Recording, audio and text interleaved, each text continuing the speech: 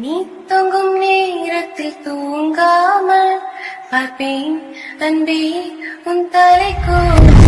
நீ தூங்கும்